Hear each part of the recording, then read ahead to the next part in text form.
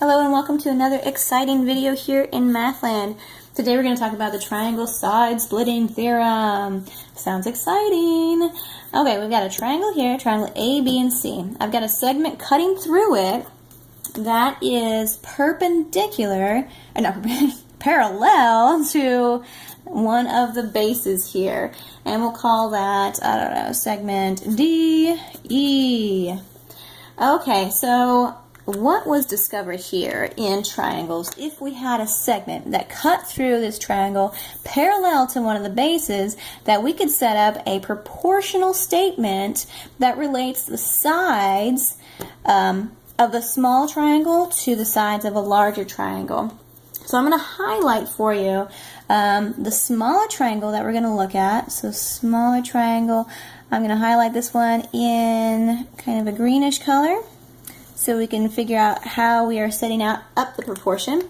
And the side lengths of the larger triangle, so that guy is this one here, the larger triangle. So if we can visualize it as two separate triangles, we can set up the proportion much easier when we visualize what's going on here. Okay, so I've got a large triangle outlined in orange and a smaller triangle outlined in green. Okay, so let's go ahead and get to this proportional setup. Oh wait, I don't have any side lengths. Let's put some side lengths here. Let's say this is right here, AD, we'll say 15. AB, he's a little less, so let's go with 10. Not to scale. X, I don't know what this is. We'll make it a fancy X. And then this one, it's not to scale at all. We'll call that 8. And we'll do 18 here, not to scale. And this, I don't know this one either. We'll call it Y. Okay, so now let's set up our proportion of a smaller side of the triangle to the larger side of the larger triangle. I mean, same side of the larger triangle. Okay, so we've got the green side here. I'm going to say 15 because that's the side length of the smaller triangle. And I'm going to set that over the large length, or the length of the large triangle, which is this, all that right here. Not just 10, but the whole length of that triangle, which is 25. So 15 is proportional to 25 as the other side. X is proportional to this side over here. That whole side length, the red triangle here. So 8 plus X.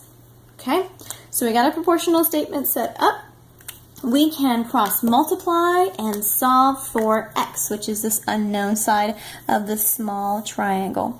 Okay, so we're going to multiply here. So 8 times 15, that's going to be, let's see, 120 plus 15X. So we're cross multiplying there, and should equal 25X.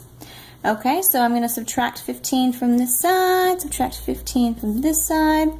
I've got 120 equals 10x. So x has to be, when we divide, x has to be 12. So I'm going to put that in there. X equals 12. Okay, so not to scale. I think the numbers should be flopped, but that's okay. The way I have this set up, the proportional is correct. And now we have the X solved. So this side length is solved of the smaller triangle. Now let's solve for Y. Since we know they are proportional, we can also set up the side lengths in a proportional statement similar to how we did over here. So now we're going to deal with a side length and a base. So a side length and a base is proportional to this side length and this base, okay? So again, we're looking at the small triangle and the large triangle. Small triangle, this side right here is 15. So I'm going to set that up right here. I'm solving for Y. Solve for Y. This is for X. Solve for X. Okay, so 15, that's the smaller side, the small triangle, side of small triangle, over, I'm going to do the small base here. So the small triangle to that base, which is y, should equal, let me get my red out, the same side of the large triangle. So all this 25 over the base of that large triangle, which is 18. Okay, and then I'm going to cross multiply here. So 18 times 15, that's 270, equals 25y. Okay, I'm going to divide by 25, divide by 25. I don't know what that is off the top of my head.